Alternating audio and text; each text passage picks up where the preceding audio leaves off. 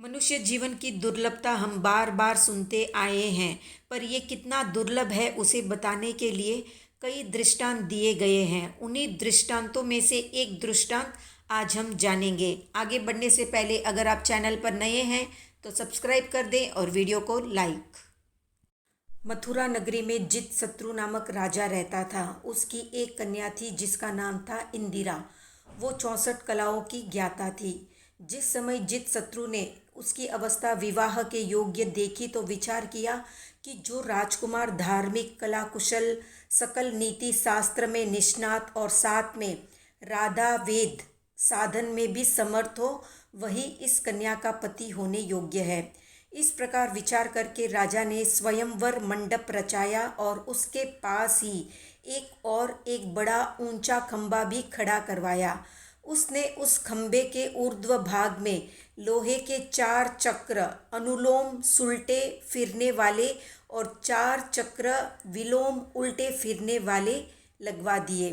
फिर उन चक्रों के भी ऊपर राधा नाम की एक काष्ठमयी घूमती हुई पुतली रखवा दी। खंबे के ठीक नीचे के भाग में तेल से भरा हुआ एक कड़ाह यानी एक कढ़ाई भी रखवा दिया। जब इस प्रकार के स्वयंवर मंडप की पूर्ण तैयारी हो चुकी, तब उसने ये घोषणा रूप में अपनी प्रतिज्ञा प्रकट करवाई कि जो व्यक्ति राधा के वाम नयन यानी वाम आंख को बाण से भेद देगा, वही मेरी कन्या इंदिरा का पति होगा। राजा ने इस प्रकार अपना भाव प्रकट करके सब राजाओं और राजपुत्रों के लिए स्वयंवर मंडप में आने का आमंत्रण भेज दिया।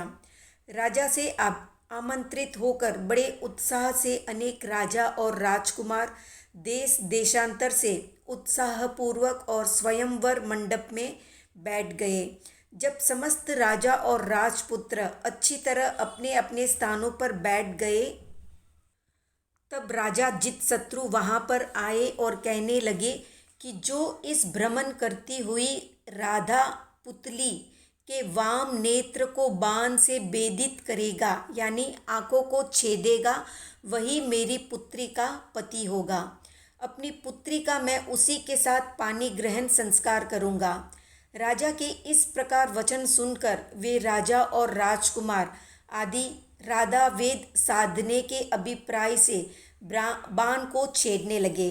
इनमें से किसी का बाण एक चक्र से टकराकर, किसी का दूसरे चक्र से टकराकर और किसी का तीसरे चक्र से टकराकर टूटकर नीचे गिर पड़ा।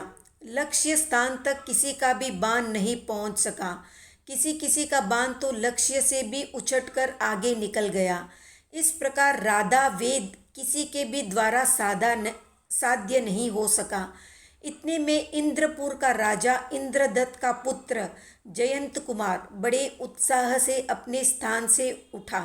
उसके उठते ही सब लोग हंसने लगे। फिर कहने लगे, देखो ये एक नवीन वीर पुरुष आया है। जहाँ ऐसे ऐसे इन वीर धनुर्धारियों की भी नहीं चली, वहाँ बेचारे इस कुमार की क्या चलेगी जो ये साहस दिखाने को खड़ा हुआ है। लोग जब इस तरह से जयंत कुमार की हंसी करने में तत्पर हो रहे थे कि कुमार सबके देखते देखते ही उस स्तंभ के पास पहुंच गया। पहुंचते ही उसने पहले अपने धनुष पर बाण चढ़ाकर फिर वो तेल पूर्ण कड़ाह में पड़े हुए चक्र के प्रतिबिंब को देखने लगा। देखते देखते चक्र के अंतराल मार्ग से फिर उसने राधा पुतली के वाम नेत्र का प्रतिबिंब देखा।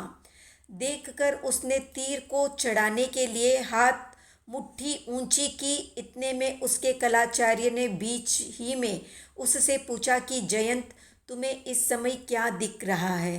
तो जयंत ने कहा, गुरुदेव, मुझे इस समय पुतली के वाम नेत्र के सिवाय और कुछ भी नहीं दिख रहा है।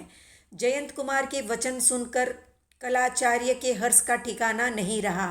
जयंत ने तेल पूर्ण कड़ाह में पड़े हुए पुतली के वाम नेत्र के प्रतिबिंब को लक्ष्य करके शीघ्र ही निश्चय मन से हाथ को संभालते हुए उस ओर धनुष से बाण छोड़ दिया।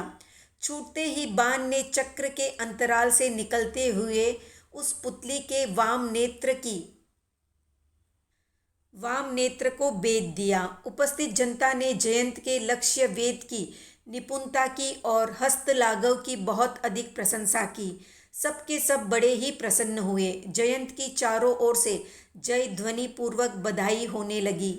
इंदिरा भी अपने भाग्य की सराहना करती हुई जयंत के गले में वरमाला डालकर अपने आप को धन्य मानने लगी। इस दृष्टांत का भाव केवल इतना ही है कि जिस प्रकार राधा वेद साधना दुष्कर कार्य है, उसी प्रकार मनुष्य जन्म को हारा हुआ प्रमादी प्राणी को पुनः मनुष्य जन्म की प्राप्ति दुर्लभ ही नहीं अति दुर्लभ है।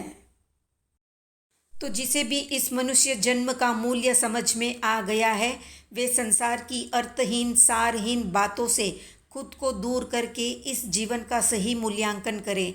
तो इस मनुष्य जीवन को सार्थक बनाने के लिए आप क्या विशेष कर रहे हैं, कमेंट में बताएं। वीडियो पसंद आया तो लाइक शेयर सब्सक्राइब करें।